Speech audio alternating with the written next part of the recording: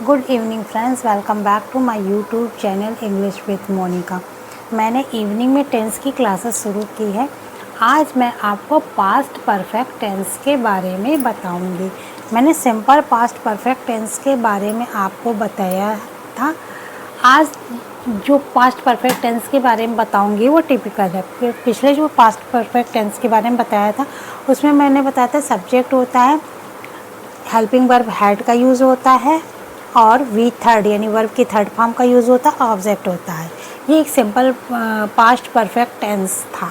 लेकिन आज जो टेंस यूज़ करूँगी उसमें दो सेंटेंस को एक साथ कनेक्ट किया जाता है। ये कनेक्टर का काम करता है बिफोर। तो ये थोड़ा टिपिकल है। इसमें हम इस सेंटेंस का जो ट्रांसलेशन करते उसमें हम दो टेंस का एक साथ यूज़ करते। एक तो हम पास्ट परफेक्ट टेंस का यूज़ करते, दूसरा हम पास्ट इंडेफिनिट टेंस का यूज़ करते। यानी एक ही वाक्य में दो टेंस का एक साथ हम यूज़ करते हैं और इसमें शब्द आता है पहले, या इंग्लिश में कहें तो बिफोर। इसमें बिफोर शब्द ज़रूर आता है। पहली बात ये होती है कि इसमें बिफोर शब्द ज़रूर आता है। आप सेंटेंस ये वाक्य देख लिए, मेरे आने से पहले। ये हो गया सेंटेंस का पहला पार्ट। मेरे आने से पहले ये सेंटेंस का पहला पार्ट हो गया। फिर ये शब्द आया पहले जो कि एक कनेक्टर का काम कर रहा है, ये दूसरा पार्ट हो गया। वह घर जा चुका है, ये दूसरा पार्ट हो गया। अब हम जब ट्रांसलेशन करते हैं तो हिंदी में तो ये पहले आया है, फिर कनेक्टर पहले का यूज़ हुआ, पहले शब्द का यूज़ हुआ, फिर ये आया वो घर जा चुका तो लेकिन इंग्लिश में जब हम इसका ट्रांसलेशन बनाएंगे तो इस शब्द को, इस सेंटेंस को हम पहले रखेंगे, फिर बिफोर शब्द का यूज़ करेंगे, फिर इस सेंटेंस का ट्रांसलेशन करेंगे। इसको हम पी यानी पास्ट परफेक्ट टेंस में इसका ट्रांसलेशन करेंगे और इसका ट्रांसलेशन हम PI यानी पास्ट इंडेफिनिट टेंस में करेंगे। इतना कंफर्म हो गया। बिफोर शब्द आएगा, बिफोर आएगा, जिसमें पहले लगा उसके लिए इंग्लिश में बिफोर लिखा जाएगा। तो इसका हम ट्रांसलेशन पहले में करेंगे, इसको हम ट्रांसलेट करेंगे पास्ट परफेक्ट टेंस में, फिर बिफोर शब्द का यूज़ करेंगे, फिर इसका ट्रांसलेशन मेरे आने का ट्रांसलेशन हम PI यानी पास्ट इंडेफिनिट टेंस में करेंगे। तो आपको क्लियर हो गया होगा कि इसमें हम दो टेंस का यूज़ कर रहे हैं, एक तो पास्ट इंडेफिनिट टेंस का यूज़ कर रहे हैं, एक पास्ट परफेक्ट टेंस का यूज़ कर रहे हैं। पास्ट इंडेफिनिट टेंस की डिटेल जानने के लिए आप प्लेलिस्ट चेक कर सकते हैं। वहाँ पास्ट इंडेफिनिट टेंस में मैंने डिटेल में वीडियो बना रखा है, आप वहाँ पर देख सकते हैं। तो लेट्स स्टार्ट। वह घर जा चुका था। यहाँ हमारा सब्जेक्ट ही है, वह की इंग्लिश होती ही। अब हमने बताया था कि पास्ट परफेक्ट टेंस में हेल्पिंग वर्ब हैड का यूज़ होता है। ही हैड, सब्जेक्ट के बाद है हेल्पिंग वर्ब आएगी यानी हैड। फिर जा चुका था, गो चुका, जाने का इंग्लिश होती है गो और गो की थर्ड फॉर्म होती है gone.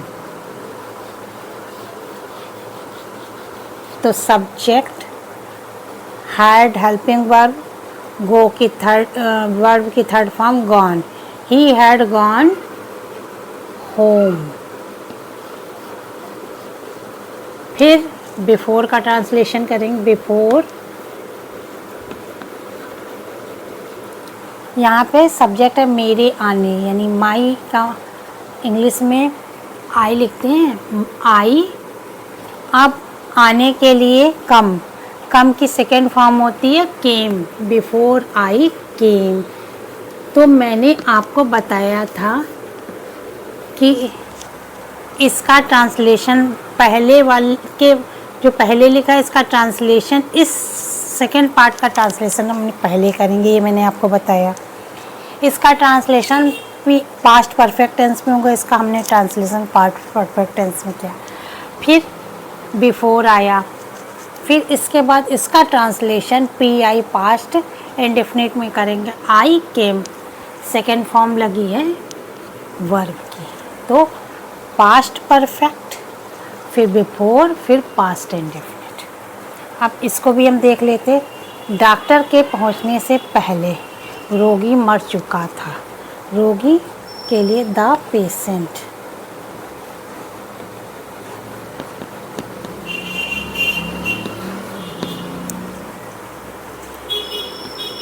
Had helping verb, dead की थर्ड फॉर्म डाइड,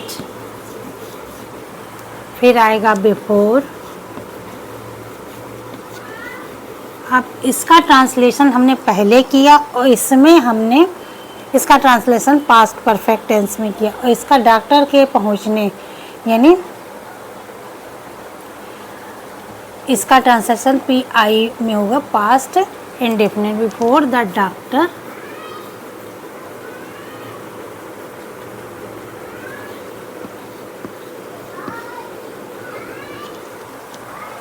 रीच्ड,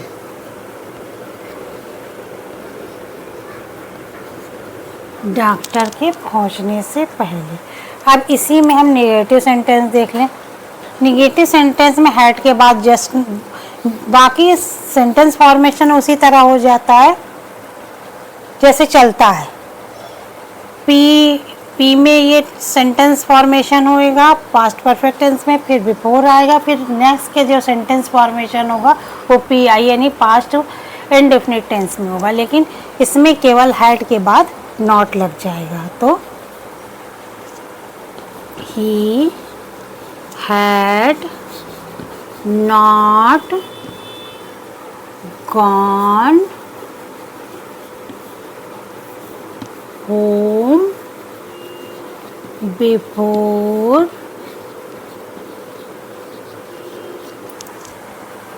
आई केम। तो आपने देखा कि अगर हमें नेगेटिव बनाना है तो हैड के जस्ट, बाकी सेंटेंस फॉर्मेशन उसी तरह होगा कि केवल हैड के बाद नॉट हम लगा देते हैं। अब इंट्रोगेटिव सेंटेंस की बात हम देख लेते हैं। इंट्रोगेटिव सेंटेंस में आएगा,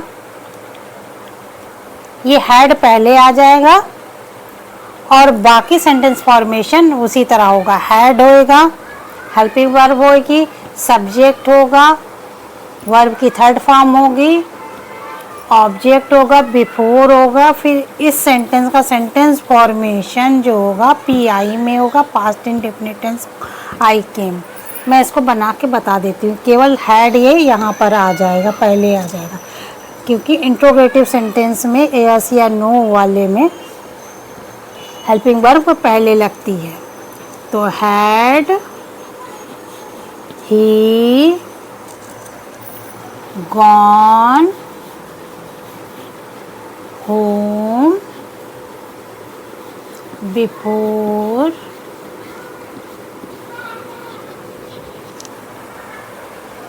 आई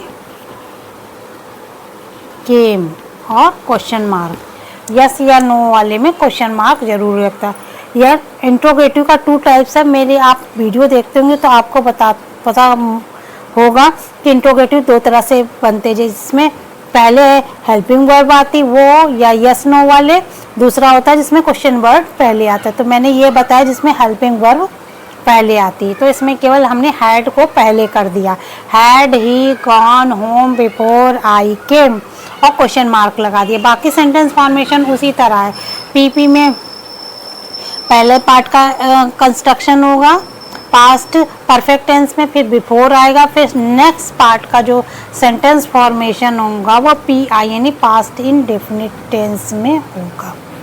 अब अगर क्वेश्चन वर्ड आए तो, क्वेश्चन वर्ड आता है तो क्वेश्चन वर्ड की इंग्लिश हम पहले लिखेंगे वाई, क्योंकि इंग्लिश होती है वाई। फिर बाकी सेंटेंस फॉर्मेशन इसी तरह होगा। हैड होगा, सब्जेक्ट होगा, वर्ब की थर्ड फॉर्म होगी, ऑब्जेक्ट होगा, बिफोर होगा, फिर सब्जेक्ट होगा, फिर वर्ब की सेकंड फॉर्म होगी। ये सेंटेंस फॉर्मेशन होगा अगर क्वेश्चन वर्ड आ रहे हैं। तो इसमें बाकी वही सब चलेगा केवल क्वेश्चन वर्ड पहले आ जाएगा। Had, why, had, he, gone, home, before, I, came, question mark. तो मैंने इतने टिपिकल सेंटेंस, पास्ट परफेक्ट के टिपिकल सेंटेंस का इजी जो है ट्रांसलेशन आपको बताया किस तरह ट्रांसलेशन होगा। पहले शब्द आएगा, जो सेकंड पार्ट होगा उसका ट्रांसलेशन हम पहले करेंगे, फिर बिफोर लिखेंगे, फिर पहले वाले पार्ट का ट्रांसलेशन हम पीपी में यानी पास्ट परफेक्ट टेंस में करेंगे, फिर बिफोर लिखेंगे, फिर ये जो याला सेंटेंस होगा, ये जो पहले आएगा वो उसका ट्रांसलेशन हम पी आई यानी पास्ट इंडेफिनिट टेंस में करेंगे। इसके निगेटिव सेंटेंस में केवल हैड के बाद नॉट लगा देंगे। अगर इंट्रोगेटिव यस या नो वाले हैं तो हैड पहले कर देंगे, बाकी सेंटेंस फॉर्मेशन उसी तरह चलेगा।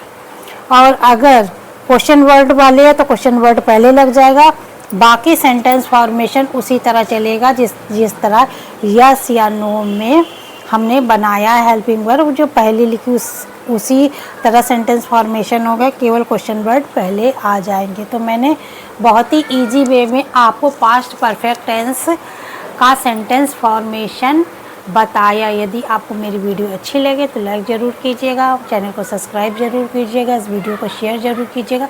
मैं बहुत मेहनत से आपको टेंस सिखाने की कोशिश करूँगी इजी टू ईजीएस्ट वे में, ताकि आपको बिना रटे टेंस इजी वे में समझ में आ जाए। अब ये मैंने बिफोर वाले बताए, अब नेक्स्ट आपको कल आफ्टर वाले मैं बताऊंगी, जिसमें आफ्टर शब्द आता है उसका सेंटेंस फॉर्मेशन कैसे होता है। इस थोड़ा सा चेंज होता है, इसी तरह होता है, उसमें भी 2 सेंटेंस होते हैं, इसी तरह होता है। तो please keep watching my video और नोटिफिकेशन बेल ज़रूर ऑन कर दीजिएगा, ताकि आपको मेरी जो वीडियो नेक्स्ट वीडियो उसका नोटिफिकेशन मिलता रहे और आप इजी टू ईजीएस्ट वे में जो है टेंस इंग्लिश ग्रामर सीखते रहें। Thank you for watching my video. Have a nice day.